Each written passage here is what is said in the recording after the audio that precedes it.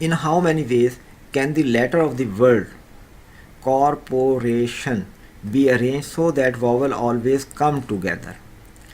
इसमें कितने लेटर हैं? 1 2 3 4 5 6 7 8 9 10 11, टोटल 11 लेटर्स हैं। और इसमें वॉवल्स कितने हैं? वो हैं ओ एक, और दूसरा ओ दो, फिर ए आई और ओ।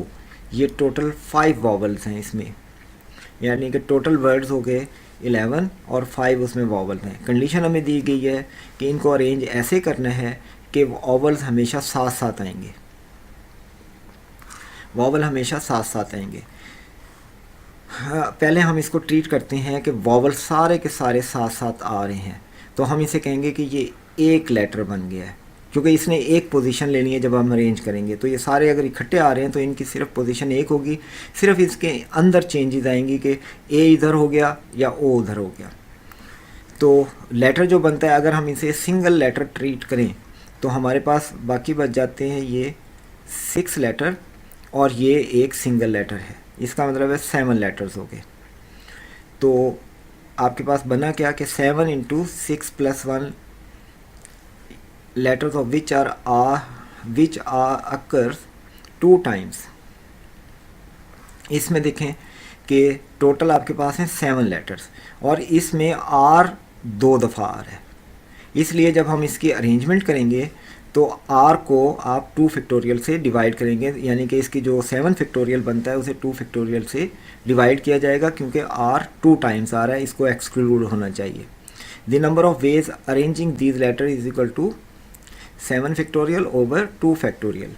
ये 2 फैक्टोरियल कहाँ से आया? क्योंकि आर 2 दफ़ा आ रहा है, तो वो इसमें से कौन सा आर इधर है और कौन सा इधर, क्योंकि ये आइडेंटिकल है, इसलिए इनकी वजह से लेटर को कोई फ़र्क नहीं पड़ेगा। मिसाल के तौर पर अगर हम कहते हैं कि एक लेटर है के आर, फॉर एग्ज़ाम्पल ये लफ्ज़ बनता है, तो अब इसमें कौन सा आर है, ये ले लें या ये ले लें, कोई फ़र्क नहीं पड़ेगा। इसका मतलब है अब तादाद कम होगी, क्योंकि अगर आर की जगह कोई और लेटर आता तो एक बनता के आर, और अगर हम कहते हैं कि दूसरा लेटर एक्स था तो के एक्स। देखें अब 2 लेटर बनते हैं, लेकिन अगर आर सेम हो तो सिर्फ एक ही लफ्ज़ बनेगा। तो इस वजह से हम इसे 2 फैक्टोरियल से डिवाइड कर देते हैं, जो इक्वल आता है 25-20 के। अब 5 वॉवल्स जो हैं वो आपस के अंदर अरेंज होंगे, और क्योंकि इसने जो हमें अरेंजमेंट दी है, how many ways the letter of the word be arrange so that vowel always come together. Come together की वजह से हमने इनको एक लेटर ट्रीट किया था, अब इनके अंदर भी चेंजेस हैं, और ये 5 लेटर्स हैं। अब हम इनको अरेंज करते हैं कि ये अरेंज होने के बाद क्या सिचुएशन देंगे। तो इसमें भी जैसे कि आर के केस में था, इसमें ओ 3 दफ़ा आ रहा है, तो हम कहेंगे कि 5 वॉवल्स की अपनी अरेंजमेंट क्या होगी, 5 फैक्टोरियल ओवर 3 फैक्टोरियल। 3 फैक्टोरियल क्यों लिया? क्योंकि ओ इसमें 3 दफ़ा आ रहा है, तो 3 फैक्टोरियल से डिवाइड हो गया, तो आंसर आता है 5 वेज।